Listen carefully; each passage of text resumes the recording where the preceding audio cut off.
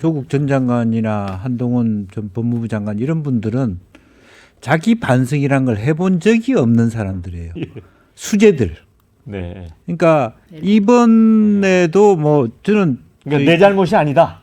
예, 그러니까 그런 자기 잘못에 대한 부분은 저는 없다고 봐요. 본인에 대해서 태생적으로. 무오류. 예, 내 구조가 그런 사람이에요. 내 구조가. 아니 조국 전 장관 보십시오. 자기가 그렇게 실형을 받고서도 당을 창당해서 성공하는 걸 보는데 조국을 옆에 보는 한동훈 입장에서는 조국보다 훨씬 자기가 양질이라고 보는 거죠. 그리고 또 한편으로는 더 솔직하게는 저런 분 옆에서 모셨지만 저렇게 자유롭게 살다가도 어느 순간에 검찰총장 되고 대통령 되는 걸 보면서 자기는 대통령이 된다 그러면 윤석열 대통령에 비해서 10배 될 수 있는 자격이 있는 사람이라고 생각할 거예요. 네. 저는 심지어 많은 비판이 있었습니다. 초기에 뭐 한동훈이 윤석열의 아바타 아니냐 이런 얘기를 했을 때 네. 사실 그렇지 않다. 네. 좀 뭐 보수적인 유권자들은 저한테 비판하고 싫은 소리를 했지만 실제로 보면 윤석열이 한동훈의 아바타로 살아온 것 같다. 그동안에. 실제로 보면. 네. 뭐 얼굴마담을 하면 실제 아이디어를 낸 사람은 한동훈이었다. 이렇게까지 나는 생각하고 네. 있습니다. 그러니까 그런 결과들이 나오는 거고요. 물론 본인이 잘못했다는 것을 이제 여러 가지 어떤 뭐 평가가 있겠죠. 선거에 복귀를 해보는. 그것은 이제 이블레이션이라는 과정으로 본인이 생각하는 것이지 폴트라고 하는 어떤 내가 잘못했다라고 보지 않는 이제 특성을 갖고 있어요. 근데 문제는 뭐냐면 이분이 최근에 만났던 분들의 뭐 전언을 듣다 보면 그 전에 건강이 굉장히 안 좋았는데 건강이 다 회복된 것 같고 이제 어차피 이 대선 판에 들어오겠다 그러니까 당직자들한테도 사실은 계속 만나자고 얘기는 그러니까 당대표를 나오든 안 나오든 관리 모드로 들어왔다. 그렇게 봐야 될 것 같고 당협위원장도 그럴 것 같고 그래서 당대표를 하나 안 하나 사실은 똑같은 행태가 될 것이라고 보고 결과적으로 2년 동안 당대표 하는 동안 특별한 선거가 있는 건 아니잖아요. 당대표 하면서 지역 돌아다니면서 자기 관리할 수 있는 그런 좋은 기회가 되고 여론조사상으로도 여전히 압도적으로 당원들은 원하는 것이고 또 하나 당원 100%라고 하는 부분은 TK가 자기를 어떻게 생각할 거냐에 대한 리스크를 많이 줄여줍니다. 예컨대 뭐 오세훈 시장 같은 경우는 아예 100%로 그냥 여론조사를 하자는 정도면 5대5만 하더라도 묻고 따지지 않고 당대표는 한동훈이에요. 구조적으로 보면. 오히려 당원들만 했을 때 영남에서 윤석열 한동훈에 대하여 박근혜 전 대통령을 그래도 수사했던 자들 아니냐라는 문제의식. 같이 한 묶음으로 패배했다라는 책임의식들이 많이 있을 수 있는데 그런 것을 반으로 줄여주는 그런 효과가 있을 것이라고 보고 그렇다면 이제 한동훈 개인 입장에서는 조금 더 쉬면서 복구하고 공부하고 평가할 수 있어야 될 텐데 제가 아까 얘기했잖아요. 태생적으로 그게 안 되는 사람이라고요. 그러니까 빨리 복구하겠다는 생각밖에 나는 없을 것이다. 그렇게 봅니다. 그것을 지금 자연스럽게 관리만 해달라고 하는 항우려 비대위원장 입에서 혁신하겠다라고 얘기하니까 그 혁신의 기간이 한두 달 관리가 아니라 최장 6개월까지. 그럼 뭐 11월 달에 전당대회도 열 수 있다는 얘기니까 그러면 훨씬 더 가벼운 마음으로 한동훈 위원장이 뛸 수 있는 터전을 만들고 있다. 그렇게 봐야죠. 지금 댓글 보니까 잘난치 않은 사람들이 반성을 하겠냐 뭐 이런 글이 올라와 있고요. 윤 대통령보다는 10배는 더 잘할 것 같다. 또 이런 의견도 있습니다. 자, 정치인은 맞으면 맞을수록 더 큰 정치인 되더라. 성공하고 싶은 정치인은 누군가 때리면 그냥 맞으면 된다. 이런 의견이 있습니다. 한동훈은 정치 새싹인데 굳이 죽이려는 이유가 뭔가. 전당대회에 쟁쟁한 인물들 다 나와 경쟁할수록 보수가 흥하는 거 아닌가. 이런 의견도 있습니다. 한동훈 전 비대위원장은 얼른 특감 준비나 하세요. 그게 더 급합니다. 이런 의견도 있습니다. 신은기 대표. 근데 저는 이제 보수가 총선에서 연거푸 2번 다 패배를 하지 않았습니까? 근데 참 공교롭게도 2020년도 총선도 검사 출신이라고 하는 정치 경험이 없는 황교안 대표였고요. 이번에 2024년도 총선도 또 이번에는 또 공화는 아니지만 특수통에 이제 한동훈 위원장 검사 출신이 와서 총선을 완전히 지금 대패로 해서 사실 보수 세력이 더 이상 정치를 더 이어갈 수 있겠는가라는 근본적인 위기감까지 지금 초래를 한 상황이거든요. 그런 상황에서 참 한동훈 위원장을 놓고 이렇게 논쟁하는 것 자체가 좀 너무 한가한 거 아닌가라는 생각이 우선 들고요. 저는 한동훈 위원장에 대한 평가보다도 보수가 왜 이렇게 망했는가 여기에 대한 본질적인 성찰이 나와도 부족한데 좀 엉뚱한 방향으로 흐르고 있다라고 저는 보여지고요. 무엇보다 국민의힘의 저는 딜레마라고 생각하는데요. 수도권과 영남으로 분화돼 있는 정당입니다. 근데 총선이든 대선이든 지선이든 앞으로 이기려면은 민심 앞으로 수도권 앞으로 해야 되는데 문제는 뭐냐면 영남 기득권이 당의 주류를 장악하고 있는 당이에요. 그러다 보니까 지금도 수도권을 대표하는 뭐 유승민 대표님이나 아니면 오세훈 시장님이나 뭐 여러분들 계시지만은 이분들이 그럼 당내에서 영향력을 가질 수 있겠느냐. 역시 홍준표 시장이 이 당권의 냄새를 잘 맡기 때문에 이미 TK와 보수의 그 뭐랄까 전통적 지지층들이 이미 다 장악을 하려고 한동훈 위원장을 밀어내고 있는 이런 형국이거든요. 그러면서 한동훈 위원장은 표면적 지지율은 높지만은 수도권과 영남 그 어디에도 지금 지지 기반이 없는 굉장히 지금 신기루 같은 지지율 가지고 언론에서 띄우고 있는 그냥 이 정도로 저는 보거든요. 그래서 국민의힘의 가장 본질적인 문제는 갈등의 골은 그 어느 때보다 지금 깊은데 이 갈등을 해결할 구심점과 권위가 없다. 그래서 저는 이게 어떻게 정리될지를 지켜보겠지만은 저는 최악의 상황에서는 또다시 분당으로 갈 수도 있지 않겠는가라고 저는 생각을 하고요.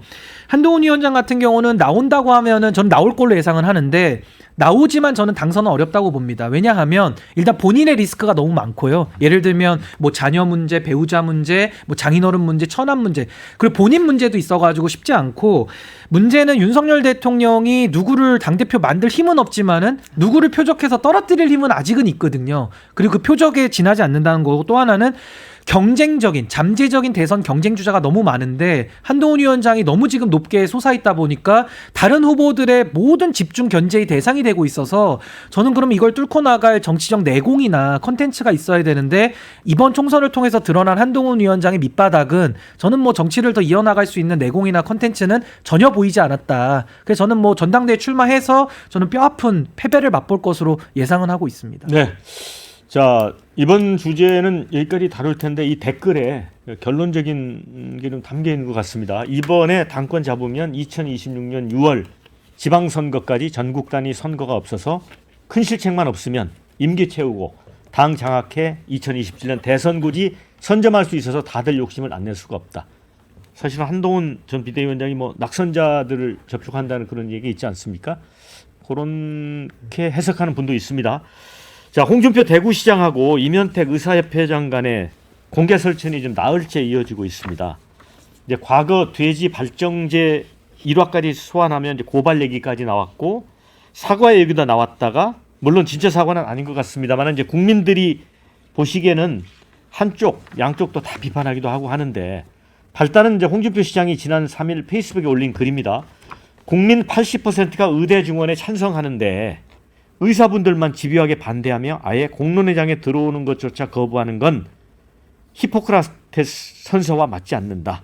의사는 개인도 아니고 투사도 아니고 공인이다. 국민 생명을 담보로 한 파업은 아무리 생각해도 과한 처사다. 그러자 이제 이면택 의사협회 회장이 4일 오전에 돼지 발정제로 성범죄에 가담한 사람이 대통령 후보로 나오고 시장하는 것도 기가 찰 노릇이다. 세금 한 푼 안 깎아주는 의사들에게 공인 운운하고 히포크라테스 선서 운운한다. 그러니 정치를 수십 년 하고도 주변에 따르는 사람이 없는 거다. 이렇게 직격을 했습니다. 자, 의사협회장이 메시지에 대해서 설명을 한 게 아니고 메신저를 바로 공격을 해버렸어요. 어떻게 보십니까, 의원님? 뭐 정치 평론가가 아닌가 그래요. 의사협회장이 정도로. 아니라. 예. 예. 사실은 뭐 이제 국민들의 답답한 마음을 홍준표 시장이 저렇게 가감 없이 홍카콜라답게 표현한 거라고 보여지고요. 그런데 어쨌든 뭐 표현이 거친 부분도 있죠. 그러나 다른 한편으로 보면 어쨌든 공익적인 일을 하는 노동자이잖아요, 의사들도. 그런 부분이 있기 때문에 소위 파업이라든지 집단 행동에 대한 법적인 어떤 제한 요구를 하고 있는 것이고 또 실질적으로 한국은 지나치게 신자유주의적인 어떤 의료 체계 뭐 그러니까 어떤 의사들의 마인드가 그렇다는 겁니다. 이게 제도 자체가 뭐 너무 오히려 뭐 미국보다는 훨씬 안정되고 또 가장 장점이 많은 제도임에도 불구하고 우리나라에서 교육기관에서 의사를 배출하는 과정 자체가 어떤 윤리적인 거나 공익적인 측면보다는 다른 사람한테 뭐랄까 존경받고 돈도 잘 받는 막 그런 영역이다 보니까 실제적으로 보면 한 번도 정권이 의사들한테 싸움 붙여서 이긴 적이 없는 그런 결과들이 나왔고 이번에도 거의 백기를 들어야 되는 지경까지 가지 않았냐 생각이 듭니다. 이제 네. 문제는 그것 자체가 의사의 승리가 될 수는 있을지 모르지만 사실은 국민 전체가 그 부분에 대해서는 곱게 생각하지 않는다라고 하는 거고 또 최소한 의사협회장으로서의 조금 더 진중한 책임감을 갖고 이 의료의 구조적 개혁이라고 하는 것을 논의할 수 있는 최소한의 어떤 양심이나 또 윤리적 기준을 가지고 논의를 해야 되는데 뭐 지난번에 영수회담 한 것조차도 저 사람들 전문가 아니다라고 얘기하면 좀 다른 예입니다만 우리나라 미술대학 학생 정원할 때 한국 미협이 뭐 배나라 감나라 합니까? 뭐 그런 것처럼 물론 뭐 내용은 전혀 다릅니다만은 너무 생명을 담보로 하는 직업이라는 것으로 갖고 자기 직업을 너무 무소불위의 어떤 권한을 누리려고 하는 것은 결코 국민들이 좋게 볼 수 있는 그런 사안은 아니다 그렇게 봅니다. 네. 자, 관련 댓글 좀 흥미로운 댓글들이 있습니다. 조만간 의협당 창당하겠네요. 이런 의견이 있고요. 사실 의사가 공인이 아니긴 하지. 그건 준표형이 잘못했네. 이런 의견도 있습니다. 홍준표도 홍준표지만 의사협회장이라는 사람도 똑같다. 어찌 자기 정치만 하냐. 이런 의견이 있고요. 국민 생명 담보로 싸우고 있는 의사는 국민의 지지를 얻을 수 없습니다. 이런 의견이 있습니다. 자, 의사들에게 봉사에 대해 감사하지만 의대 증원은 국민 찬성 사안입니다. 이런 의견이 있습니다. 자, 진수 의원님 이제 네. 보건복지부 장관도 하셨는데 이런 문제는 사실 이 시정에 바쁘신 홍준표 시장보다는 이재명 대표가 지난 영수회담에서 대통령하고 의대 증원 문제에서는 의견을 같이 했잖아요. 민주당 쪽에서 좀 힘을 실어주는 게 도움이 되지 않을까요? 그렇죠. 그 영수회담에서 아주 어렵사리 하나 이렇게 공감대를 형성한 부분이 그 부분인데 그랬으면 민주당이 책임 있는 원내 일당이라면 나가서 돌아가서 이 의정 갈등을 해소하기 위한 좀 적극적인 어떤 이 대안이랄까 이런 그 역할이랄까 이런 거를 좀 구체적으로 당내에서 논의를 했어야 되는데 그게 전혀 안 보이고 맨 그 25만 원 얘기나 특검 얘기나 이런 것만 나오니까 매우 실망스럽다. 뭐 그 새삼스러운 얘기지만 그런 말씀을 드리고 이번에 이 홍준표 시장은 평소에 홍준표 시장답지 않게 굉장히 점잖게 예. 제대로 이렇게 비판을 점잖게 하신 거예요? 예, 점잖게 정말 제대로 비판을 하신 것 같은데 거기다 대고 이 이면택 회장이 너무 이런 식으로 이렇게 뭐라 그럴까요? 그 인신 공격하듯이 대응을 하면서 오히려 국민 여론을 더 멀어지게 했다 이런 그 판단을 하고요.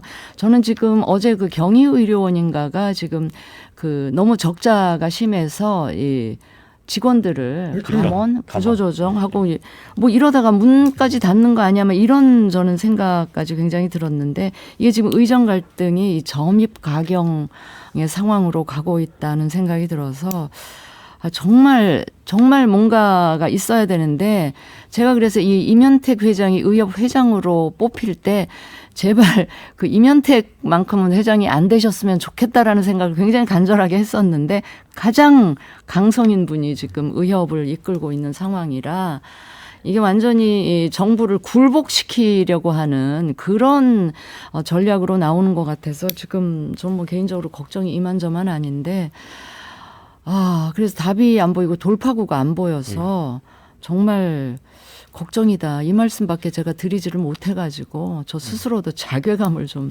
느낍니다. 여당이라도 좀 적극적으로 이 중재 역할, 뭐 안철수 의원 같으신 분이 좀 양쪽에 다 이 그 네트워크 있을 테니 좀 역할을 적극적으로 해주셨으면 좋겠다. 뭐 그런 바람 정도 말씀을 드립니다. 네, 이제 댓글에 홍준표 시장님도 나이값 하시고 말 좀 진중하게 하세요 이런 의견도 있지만 반면에 이면택 회장도 참 한심하다. 홍 시장이 그랬는데 의사증원 찬성한 이재명 대표에겐 겁나서 인신공격 못하고 내가 그렇게 만만하냐. 이거 그런 얘기 쉽게 했었죠. 근데 저는 이제 홍준표 시장님은 이제 동네 북처럼 돼가지고 서로 사방에서 때리고 있거든요. 그러면 왜 그런가를 좀 홍 시장님은 좀 본인의 어법이나 이런 걸 좀 돌아보셔야 될 것 같고, 저는 이 사안에 대해서는 전 이면택 회장이 저는 매우 좀 잘못했다고 생각합니다. 왜냐하면 뭐 홍 시장은 그래도 정치인이니까 우리가 너그럽게 넘어가 줄 수는 있지만은 이분은 의사들 14만 명을 대표하는 직역 대표자거든요. 그럼 지금 국민들께서 뭐 윤석열 정부가 저는 주된 기책이 있다고 봅니다만은 결과적으로 지금 병원 예약이 밀리고 수술을 못 받으면서 많은 국민들이 불안해하시잖아요. 그렇다면 그 의사결정의 한 주체로서 담당자인 의사들을 대표한다면 좀 책임감을 가지고 좀 진중한 자세로 임했으면 좋겠는데 무슨 돼지 발정제 가지고서 지금 이야기한다라는 게 무슨 대선 치르는 것도 아니고 전 이분이 지금 자기 정치하고 있다고 좀 봅니다. 매우 잘못됐다고 생각합니다.